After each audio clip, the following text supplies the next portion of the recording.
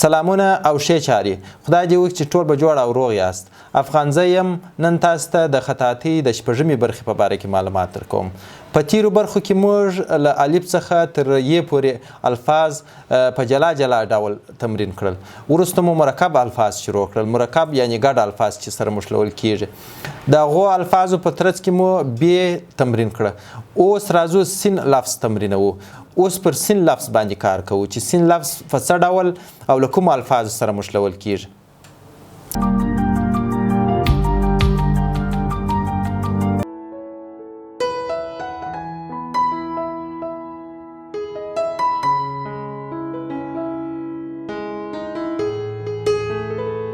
په تیره برخه کې موږ د مرکباتو په ترڅ کې ب لفظ له ت سره، ب له جیم سره، ب له دال سره، ب له ر سره، ب له سین سره او ب له سواد سره، ب له ثوا سره، ب له توا سره تر دې توا پورې موږ تمرین کړه. اوس عین، ف، قاف، کاف، لام، میم، نون، واو، ه، لام الف او تر ی پورې تمرینوو. وروسته به سین لفظ شروع کړو چې سین لفظ له ټولو الفاظو سره مشلوو. که څه هم تر ب وروسته جیم راځي خو موږ فرق نه لري که جیم اول تمرین کو یا سین تمرین کو څه فرق نه لري. مهمه دا ده چې موږ د لیکلو طریقه زده کړو.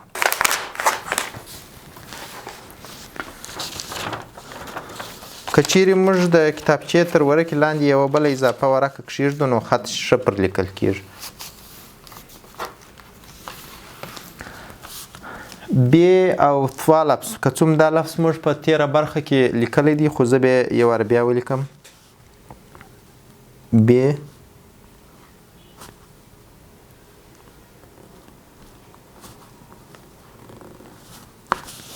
ب اوس بیو ثوا سوه. بیو عین اول حرکت ته ب داسې بیا داسې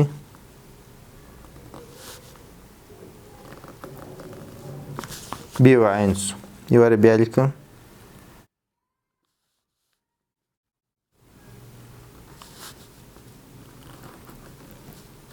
بیو عین.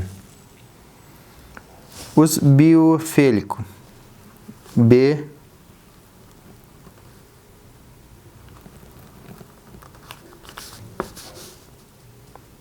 بیو فیس و اول حرکت یې څنګه و؟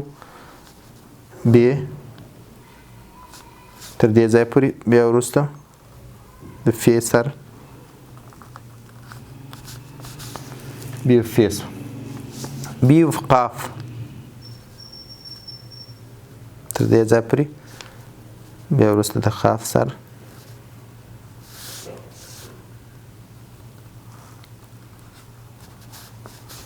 بیو خاف. یو بل ډول خاف هم لیکلی سو که چیرې ځای موږ ډېر ولرو.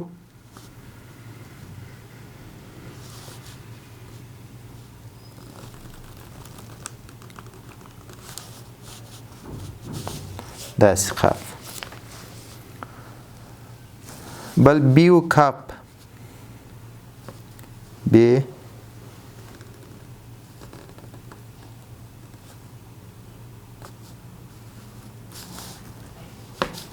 اول حرکت ب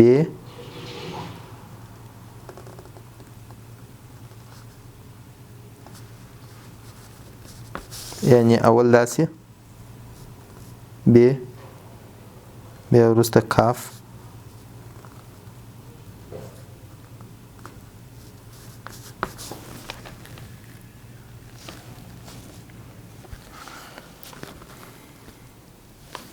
اوس ب و لام ب او داسې اوس لام ورسره مشلو.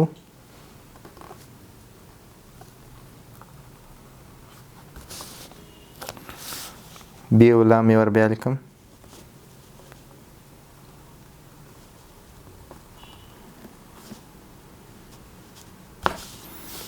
یعنی اول بیا داسې لیکو لکه په د تیرو نورو الفاظ کې چې مو لیکل بیا داسې بیا په نیم کلم د لام الف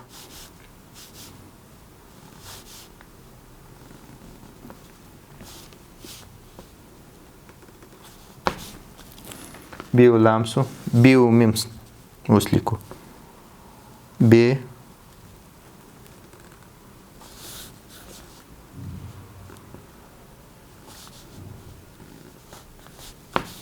بیو میم دوه درې ډوله لیکل کېږي یو خو داسې و بل داسې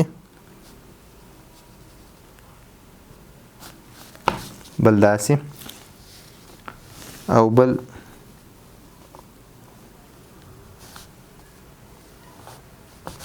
داسې د دغه د دې بیو میم د لیکلو طریقه بی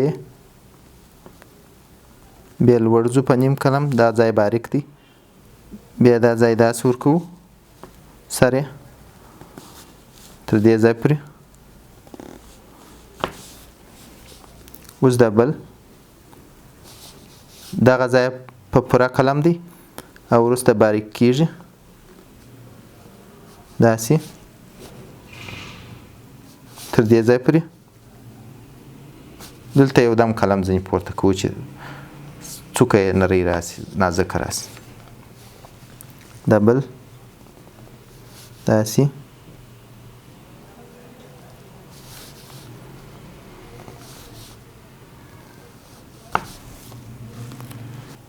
اوس بیو نون لیکو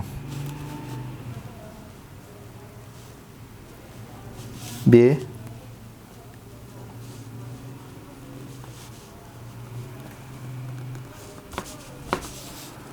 بیو نون دوه ډوله دي که چیرې موږ ځای ډېر ولرو د اوږد نون لیکای سو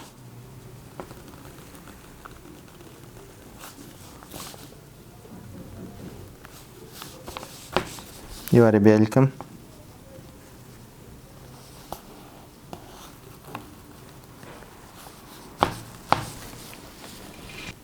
اوس بیو واو لیکو بی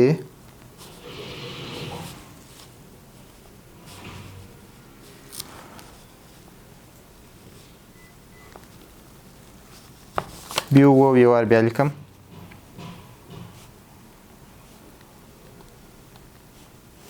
تر دې ځای پورې دا ځای په پوره قلم وروسته د واو سر داسې دا ځای په نازک قلم بیو واو بیو هی داسې وروسته په نازک قلم بیا په پوره قلم یعنی د بی دغه هی باید یو څه نازک وي مثلا بی دغه خوا یې په پوره قلم او لوړه یې په نازک قلم بی یو بل ډول هم لیکلی سو چې داسې ولیکو او یو بل ډول یې هم لیکای سو چې بی داسې پورته کړو دغه بی او هی هم ځینې وخت کارول کېږي اول څنګه اول داسې بیا داسې بیا داسې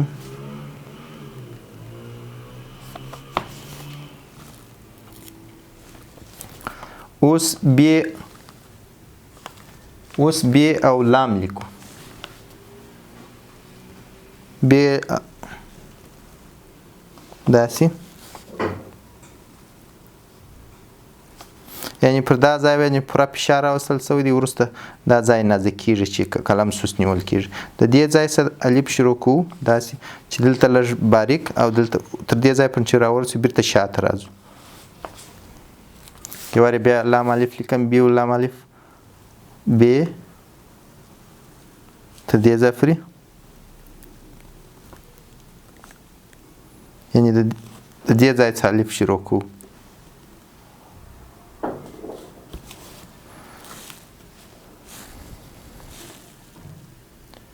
یو بل لام الف هم لیکلی سو چې بی تر دې ځای پورې سره برابر دي وروسته د دې ځای څخه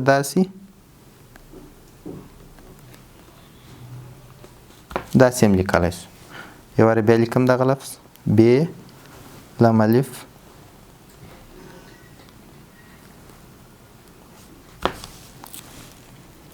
اوس بیو یې لیکو داسې بیو یې سوه، یعنې اول حرکت یې بې ده داسې، بیا د یې سر دی په نیم کلم، وروسته د یې غاړه ده، دغه ځای په پوره کلم دی، دا ځای په پوره کلم. یو بل ډول بیو یې هم لیکای سو چې داسې تر دې ځای پر داسې راولو، بیرته په دغه کلم پوره کلم باندې داسې ځو او داسې لیکو، یعنې اول داسې بیا بیرته داسې ځو، دلته نازک کلم دا ځای څوکه یې نازک کوو، دلته داسې یو بل بیو یې داسې هم لیکای سو چې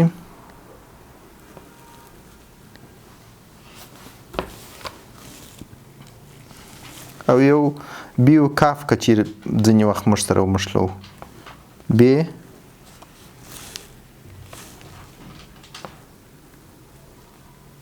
داسې، دا کاف موږ په تیرو درسونو کې تمرین کړی دی.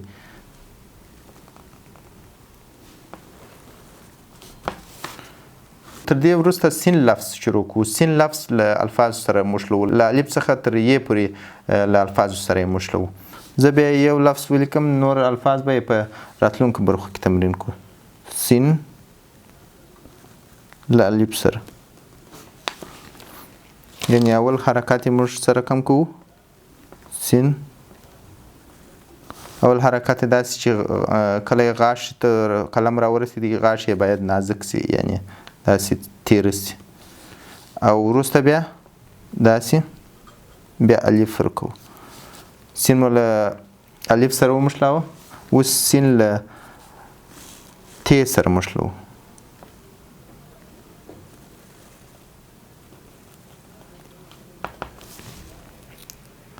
تر دې وروسته به نور د سین نور الفاظ تر یې پورې په راتلونکې برخه کې تمرین کړو. ستاسې څخه هیله کیږي چې افغان ری چینل سبسکرایب کړئ ترڅو د خطاطۍ ترڅنګ له نورو تعلیمي پروګرامونو څخه هم برخمن شئ، او ترڅنګ یې د زنګولې بټن هم مه هیروئ ترڅو تاسو ته د افغان ری هره نوې ویډیو په اسانۍ در ورسیږي. که چیرې تاسو د خطاطۍ د زده کړې پر مهال ځینې وخت خسته کېدلاست، نو پر هغه ځای پرېږدئ او تفریح کوئ او وروسته بیا تمرین ته دوام ورکوئ.